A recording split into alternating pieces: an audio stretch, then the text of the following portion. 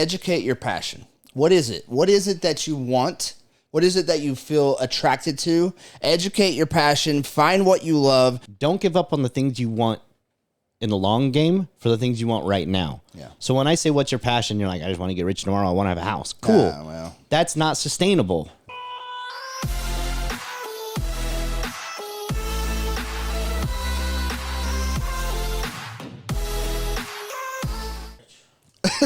So, are we recording? Yeah. Awesome. What up, everybody? We are back, and we are not live today, but welcome to the show, guys. Welcome to Talk Hard Podcast. My name is Marty Norman. And I'm Brian Gordon. Yes, he is. Today, tomorrow, and yesterday. This is Brian Gordon, the man, the myth, and the legend in here. That's all that matters. It does. I will always be a legend in my own mind. Let's not forget that. People want to look at that and talk about how, we talk about pride and ego. And just real quick base, pride and ego can be amazing for you.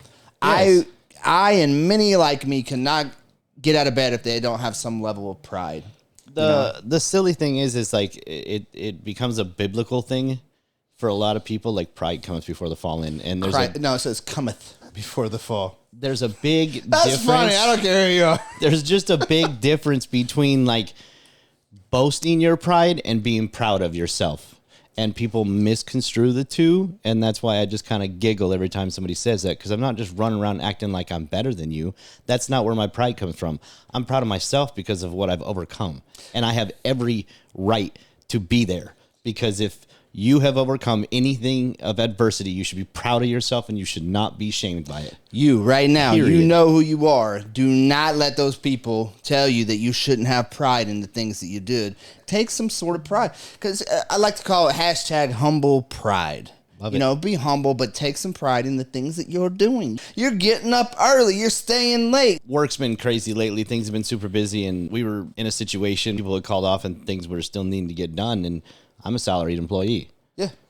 And yet I still work 12 hours. You're like, nah. I was like, it doesn't matter if I'm not getting paid. That's not why I do it. Exactly. I do it because I'm adding value to that place. So when the time comes when we need to discuss a raise, everything's on my side. Right? Yeah. I've already shown my value. So 100%. It's not even a discussion. This is what I feel like I'm worth. Now you can rebut it if you want to, but most of the time they don't, because they see the value. Anybody in my circle, any of my employees, what I look at is, are you doing more than what's asked of you? Because those are the ones that are going to make it. Those and expecting nothing in return. Yeah, ambition, man. Don't overlook ambition. Ambition is a wonderful trait that a lot of people lack. Mm-hmm. And a lot of people are too ambitious. That's a problem too. Oh yeah. That is an issue for too. sure. But yeah, you look at something. You look at somebody's work history. You look at how much value they add to you, and really, I look at my friendships, I do the same thing, bro.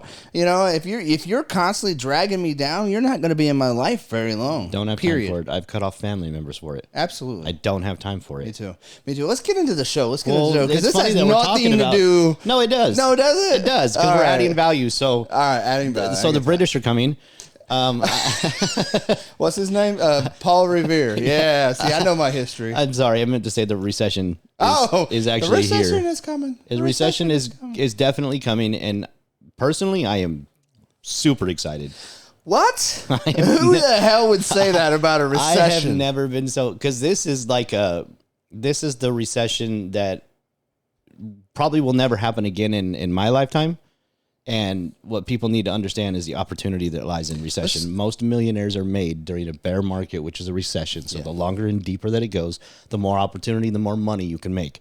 So if you play your cards right starting now, you can make a lot of money and set yourself up very well. So what you're saying is the exact opposite of what the corporate mass media of course is what I'm noticing. And I don't notice a lot because I don't pay attention. But what I'm noticing is this is their new fear mongering. Yep. This is the new way to bring fear among the masses, to scare you guys, but to scare people in order to push their agenda, whatever it may be, right? So the recession is coming, because we can look at inflation and determine that this is what inflation does prior to a recession. So So all according the, to all the people, economists, all we're there. all the people in Yeah. the world who know what the hell they're talking about, economists, people in markets, people that understand the market, people that understand the inflation, they're saying it's going to happen. It's inevitable. And well, here's the thing: the media is trying to twist it because they're trying to. Most people in America are going to blame the president, and while some of the decisions that have been made are not the best, I am going to be the one right here, right now, and stand up and say it is not the president's fault because I may say the different. we accepted the opposite. money. I may. And we did poorly with it. They inflated the market, and we said, okay, cool. Let's get lazy. Let's get stupid. Let's go ahead and live off this, and let's make it worse. Like, we made that decision as Americans. Now, people like myself did differently. I was willing to give back. I was willing to give back to the community. The purpose for the money was to rebuild. And what a lot of people did was just went and did dumb crap with it. I bought a flat screen. Right. They didn't do anything to rebuild, They right? bought a flat screen, went on vacation. They went and put their $600 down at that buy anywhere, cash now for cars kind of a thing, and now they can't afford it. Yeah. And then everything kept rising because demand got real high. I want to talk about this.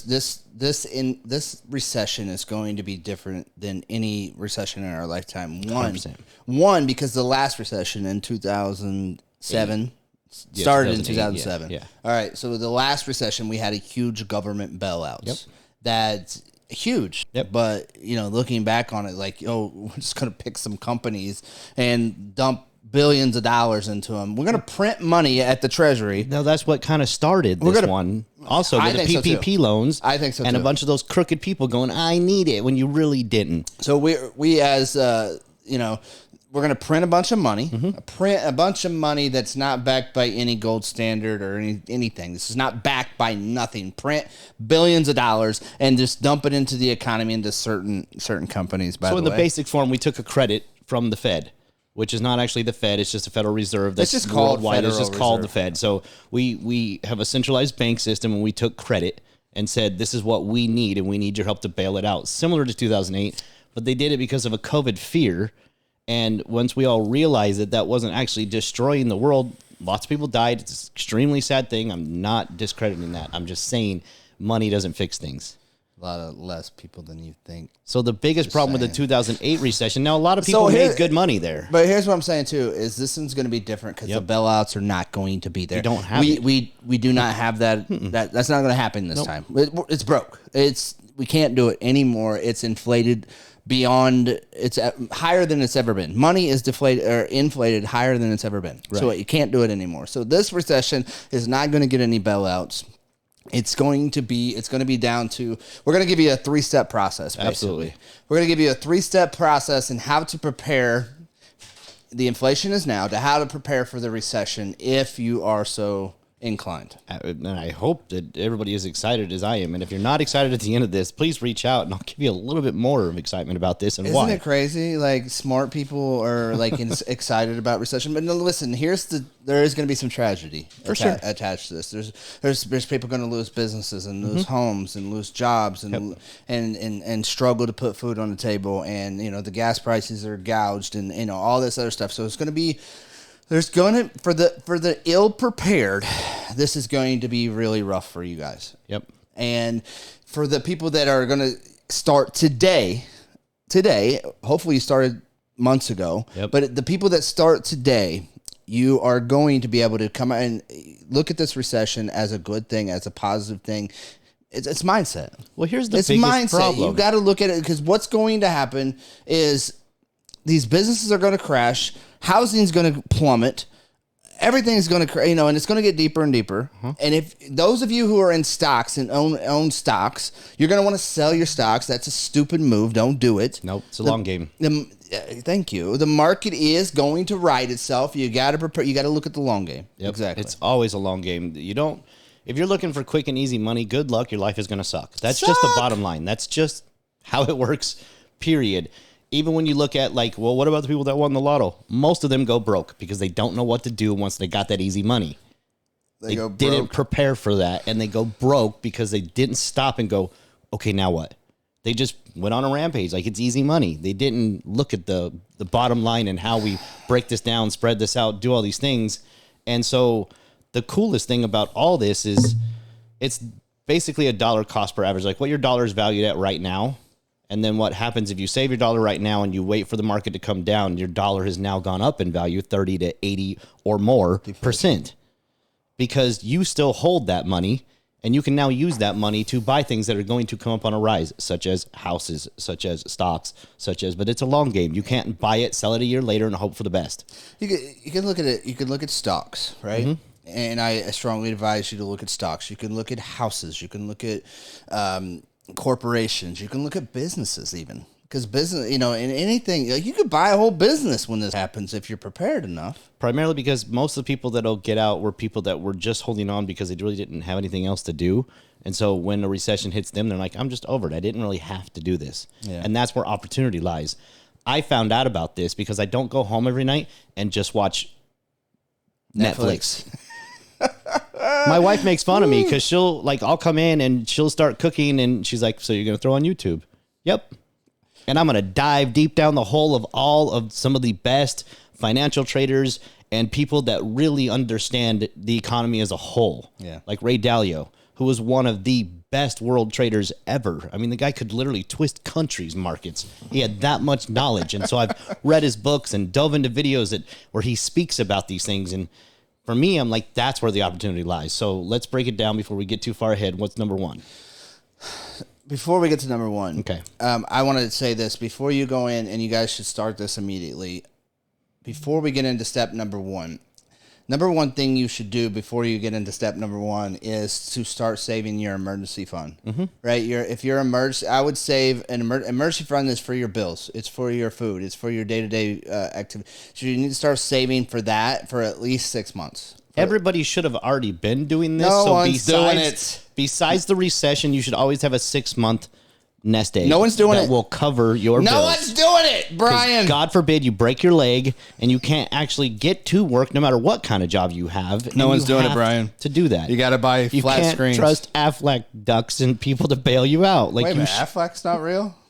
Should I invest in Aflac? It is, but I'm just saying you can't just depend on that.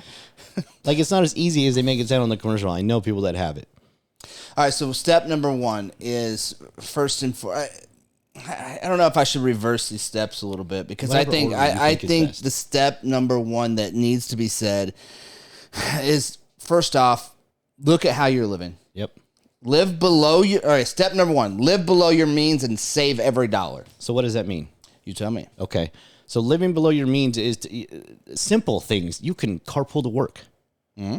You can stop buying dumb crap. I've realized that I love things and the idea of things more than the actual owning the things. Right. Like, I buy stuff just to buy it. I've got multiple things in my closet over the past 5 years that I haven't touched because I just wanted to buy something. I have 47 pairs of shoes. So I've learned to reevaluate. And when I think about spending that, I stop and I think, will I actually use it? Do I really need it? And when will I use it? And what will I do with it? And can I not borrow it or find another way? And then I take that money, I throw it in a savings account. Well, right here, so that right there, like I'm not saying if you got it and you want to spend it 6 months ago, a year ago, absolutely, right? Mm-hmm. You want every color of Yeezys. By golly, that's your deal, right? Sure. I have a pair of black ones on right now. Anyway, Converse, $39. I'm not saying the price, but right now, as of today, stop doing that. You have to. You got to look at your life. First off, like he just said, look at your life. Do I need this? Should I downgrade my house? Am I in an apartment? Am I in a 3-bedroom apartment I'm paying way too much money for, and all I need is 1 bedroom or a bedroom and a half? Okay, downgrade. Save money that way. Are you going out to eat 2 nights a week? Right. Stop that. You can have just as much fun at home. Like, bring the restaurant to your home. Start learning how to cook better. Start learning how to have more fun. Start learning how to do things that don't involve spending money. That's not how it works. You're in love with the journey, and I get that, but you can have the same journey without it costing you 3 times the money. And right now, people are like, oh, well, then you're going to hurt the waitresses and the waiters. That's not true. That's not my problem. And again, that's not true. They should be saving money. There's still plenty too. of people that aren't going to hear this and don't care about it, and there's still plenty of people that are just going to go waste their money. Too. They should. Yes. So, step number one is save every dollar. Cash will be king in this great recession that we're getting ready to see. Cash will be king. Liquid assets will be king. Why will liquid assets be king? Cash is king. Don't pull out a second mortgage on your house because you want to invest in stocks. Don't put yourself at a high risk because you think you're going to, again, this is people expecting easy money. Yeah. What you actually have available. Start watching the market. Crypto is always going to do its thing. It is its own currency at this point in time. So while it's down right now, I'm super excited because I'm buying more of it. Everybody is selling. Like, they're panicked. Idiots. Because they can't ride the long game. I'm not going to touch my crypto till I'm 80. Rule of thumb. Don't panic right now. Don't panic. When you have stock, when you have markets, when you have crypto, I don't know a lot about crypto. I'm not going to pretend to. But when you have all these things and you're watching it plummet, and you're going to see it really plummet, do not sell at a loss. No, you then reevaluate. When you see something dropping, buy more. Yeah. Because it's going to come back up. They almost all do. 90% of solid stocks come back up. So cash is king, and this is why. Because when this market crashes, you're going to want to have a lot of liquid assets to be able to purchase a business, to be able to buy stocks, to be able to buy houses, to be able to buy corporations, to be able to buy whatever it is, right? You're going to want, if you want to invest, that will be the time. And if you don't have money saved up, you're going to lose your opportunity. You're going to miss it. And I'm not going to be the financial advisor because I don't want people to come back and say I gave them the ill advice. I'm not a financial advisor. Let's say this real quick. This is not we don't financial know shit, advice. Okay. Don't listen to us if you don't want to. But there are you can now through different trading companies you can actually buy percentages of stocks. So if the stock is $130, you can buy a percentage of it for $8. Yeah. Like they've now broken it down to make investing easier and less risky, and they get more people in these group funds to be able to do that. So just start doing research right now. If you dive into it. I want that to be step number 2. Okay. So basically, step number 2. Step number 2 is educate your passion. What is it? What is it that you want?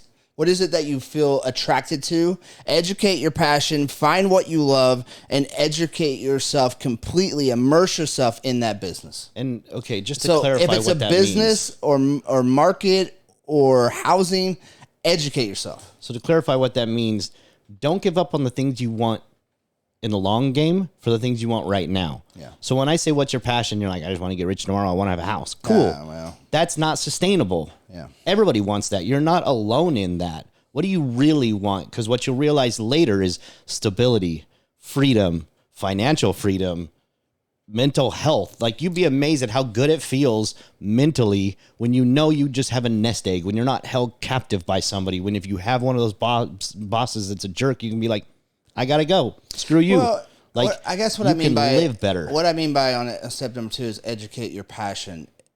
I mean your financial freedom. Like Jess, she has a strong passion and attraction for houses. She's constantly looking at houses, and here is the thing about when you find what you're attracted to, what your passion is, whether it be recovery, whether it be houses, whether it be stock markets. And so which stock markets, which businesses? Are you obsessed with that business? Have you looked at that business? But when you find that, like, you got to become obsessed with it. No, you for sure. But what obsessed. I mean is don't be, when people say that, I have a passion and they want it to come now. Yeah. I know somebody that has moved because of something their kid wanted. And when they got here, the kid didn't want that anymore. All right. I'm like, because people change. So you can't make decisions based on tomorrow. You have to make decisions based on what does 10 years from now look like. That's where real decisions are made. Most people want the quick buck. They want the quick turn. They want the quick result. And while that's great, we all want instant gratification. It's not sustainable because you're constantly chasing the next. And then you don't know where you are when you turn around later. You got to look at the long game in all of this right now. And the purpose for that is when you're driven by something that is just in reach, but almost seems too far, you keep going. And that's going to be the biggest thing during this recession. Keep going. This country has seen multiple recessions. This is not the first. And while they're going to scare you and say it's the worst, and it is, it's the best. Because in the worst is the other side of things, which means it's the best opportunity to turn your whole entire life around without having to nearly do as much. Honestly, right now is the time to prepare, but you have to prepare mentally. That's my biggest thing with this recession is The last massive recession that we could probably say is going to be close to this one. I know I'm being predictive right now, but we're talking about the crash of the 1920s. That was bad. People were committing suicide. Now, back then, that meant like the steel mill was going out, and that meant like there wasn't as many jobs available. There wasn't as many ways to make money. So those people got suicidal because they'd never seen anything like that before. You couldn't work the stock. You couldn't work the markets back then. You didn't have. And they didn't have access to information like we do. Yes, exactly. Totally. But at the same time, that's super dangerous because people are now going to panic way more because all this negative energy is coming at them, and you've got to hold your ground. You got to understand you're fine. Everything's fine. I'm okay with losing everything and going to live with my mom and dad at 42 years old. I really don't care because it's a temporary thing, and when I come out of the backside of it, I'll be even better than I was. And that's the mindset you have to be in. You have to be willing to downgrade. And if you did step number 1, you saved every dollar when this hit, and you got a mortgage that's X amount, and you got a car payment, be okay and willing to lose that instead of losing what you're getting ready. Because you're getting ready to invest in a company. You're getting ready to buy houses. You're getting ready to do this for the long game. Yeah. Right? So be willing to lose what you have in order to get what you got for the long term. That's how I feel. Like I'm willing to move into a 1-bedroom apartment. Do what you have to do so you can do what you want to do. Absolutely. My biggest thing was wanting to bring this up, and why we've done more research on this topic than any other one is I'm afraid for the mental health.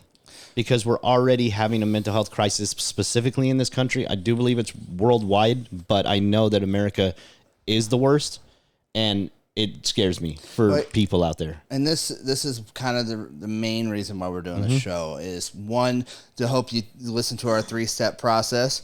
I haven't got to step 3 yet, but 1, to hope you listen to our 3-step process so that you can see the opportunities in this recession that they're trying to fear you into being scared and hide in your basement and take these shots and, and do this and do that. And you know, we're trying to give you a different perspective. This could be an amazing opportunity for you to grow and to build yourself for the rest of your life. Step number 3 is be willing to do what others won't. Absolutely. Be willing to take chances. Be willing to invest in something that is crashing and you don't see. Now, when I say be willing to invest in a business or willing to invest in a market or willing to invest in homes and this and that, especially a business or the market, I advise you strongly to look at that company. Hopefully it's a company or stocks or whatever. Hopefully it's been around for at least 10 years, maybe, hopefully.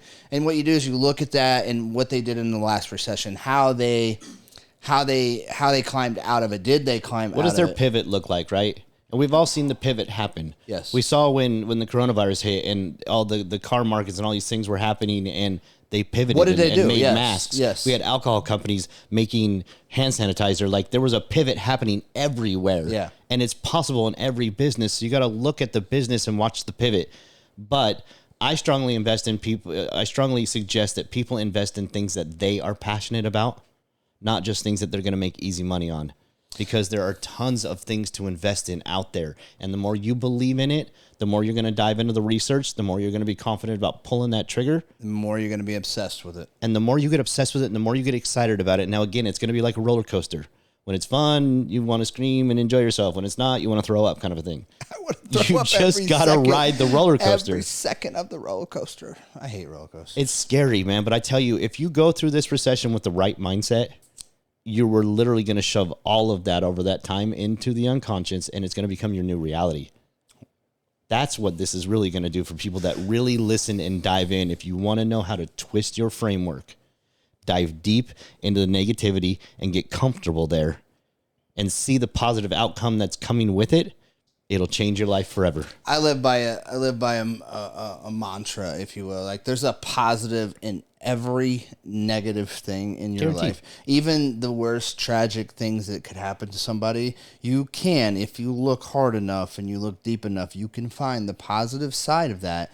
And my whole thing is, you can either focus on the good or the bad. You got 2 choices. There is no in between. You got 2 choices. You can focus on the negative, tragic, horrible thing that just happened to you, or you can seek and find the positive, and then you can hyper focus on that, and you can watch something grow amazing out of it.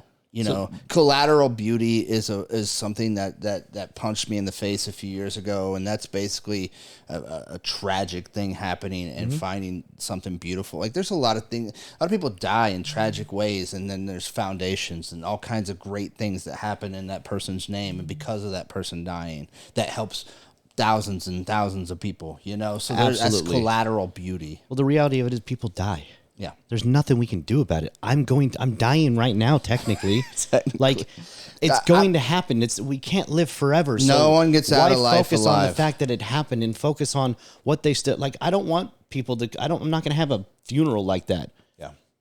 Light me on fire, pull out what you think are my ashes, go throw them in a bunch of really high octane gas tanks or something, and go cruise down the freeway and enjoy yourself and have a party. I really want this said right now on air that when I die, I want a Viking death, a Viking funeral. I want to be put on the big platform and lit on fire, and then my ash, go up into heaven, and I want a big party and you know, drinking from the horns, you know. Okay. Saying about Valhalla and shit. Valhalla. I will fly to Valhalla. Okay.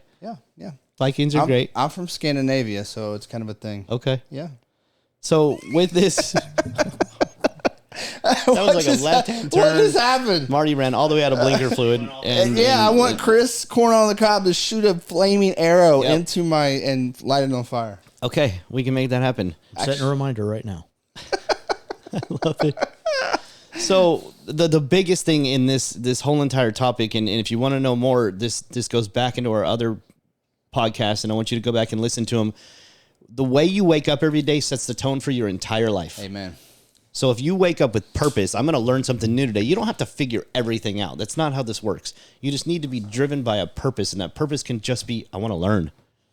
You don't need to know your exact purpose. You need to be curious about what your purpose might look like, and you need to start exploring those purposes right now. Because if you explore them now, by the time the recession hits, you're already going to have so much in your unconscious. You're already going to have a new framework. It's not going to be so complicated. Because when you're trying to figure out anything in a panic, it's difficult. Yeah. So if you start now, before this really crashes, because it's not going to be like a slow, it's going to come down. Yeah. The government is trying to do this reform bill right now that is going to make it even worse. And as soon as I heard it, I went, yes.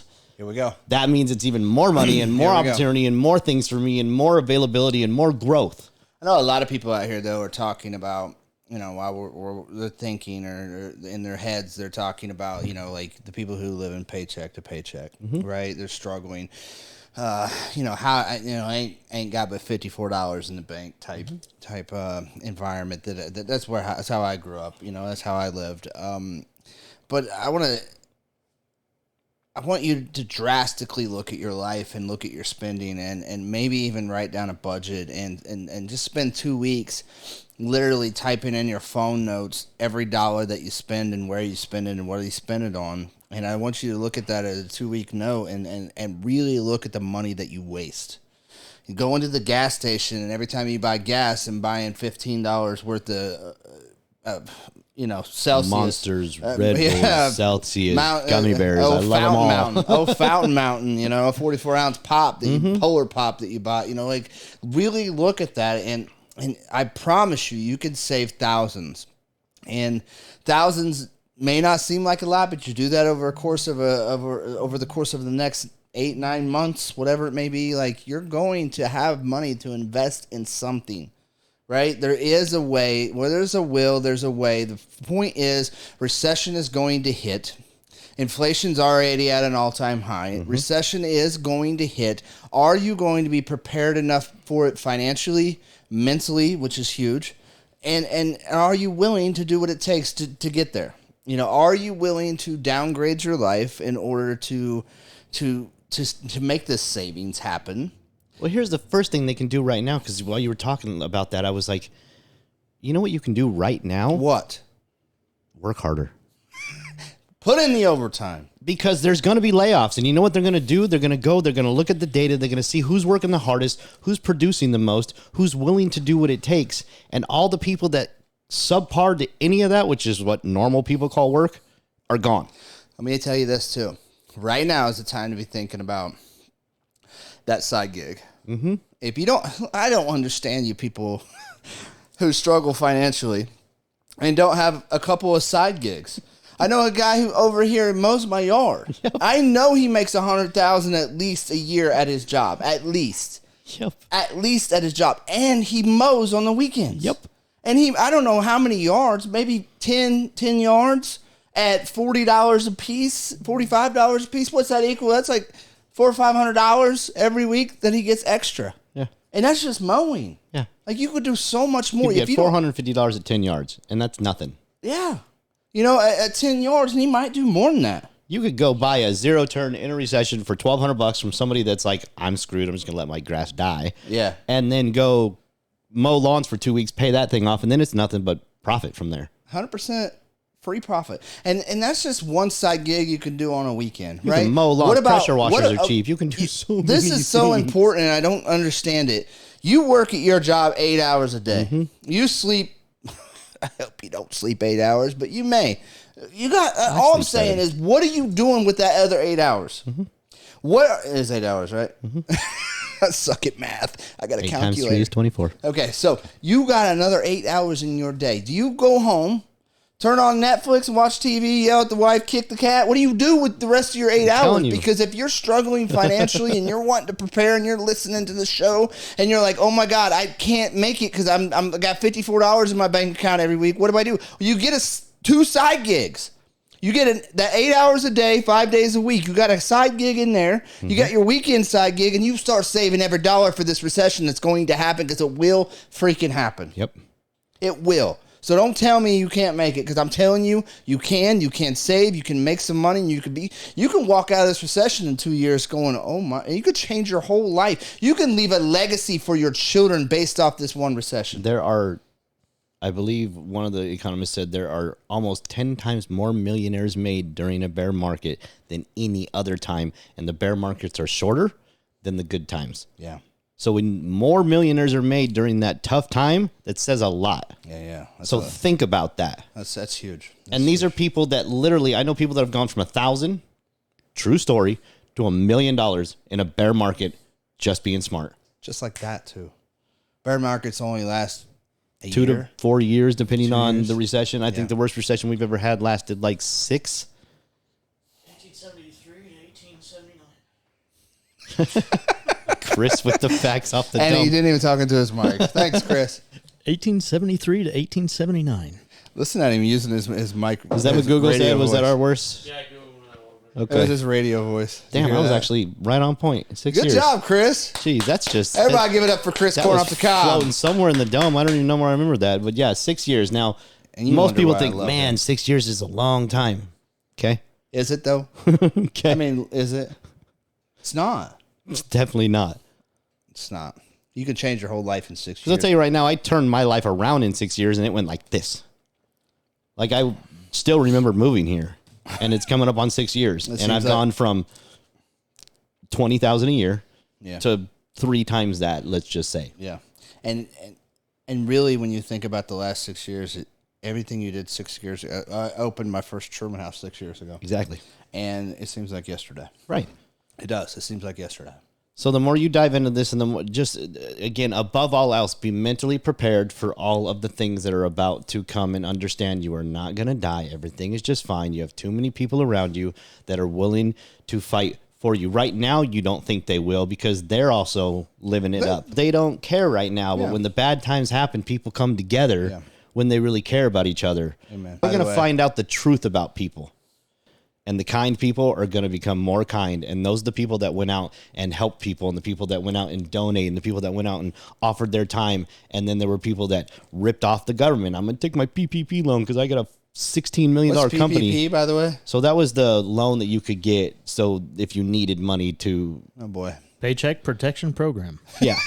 It was basically to make sure your employees... Aren't you glad we gave him a mic? Definitely. Yes. Yes, it was to make sure your employees didn't have to get fired, right? And so these people could get upwards of $300,000 and $400,000, and these big companies were taking it, and people were thrashing them on social media, and some of them had to give it back. Right now. Steak and Shake, I love you, but you guys tried to rip us off. That's why nobody's working right now. Okay, well, they're still working off that money. Anyway, what he said: Be prepared. That's number one. You got to prepare. You just need to start today. Look at your budget. Look at what you're doing with that 8 hours. Look what you're doing on your weekends, and stop messing around. This is going to happen. So start saving every dollar. And if you don't have dollars to save, start making dollars. There's all kinds of side hustles out here, guys. You got the World Wide Web at your fingertip. You can make a side hustle, and if you're not doing it when this recession hits, I'm going to be over there trying my best. I'm going to leave y'all like this. As we end this, I'm going to leave it like this. Just think about it in reverse. For every dollar that you're spending right now, imagine you're actually spending 10, because you can 10x your money. 10x, baby. So if you spend $1 right now, it's actually 10. So if you just hold on to that dollar right now, you're going to get 10 back. There you go. So spend it like that, and it'll change the way you think about money right now. Absolutely. We love you guys. Thank you. Like and subscribe. And I don't share know why with you're your not friends liking, and tell everybody about us, because Marty needs a media company that we're going to buy in this recession. Amen. Amen. Later.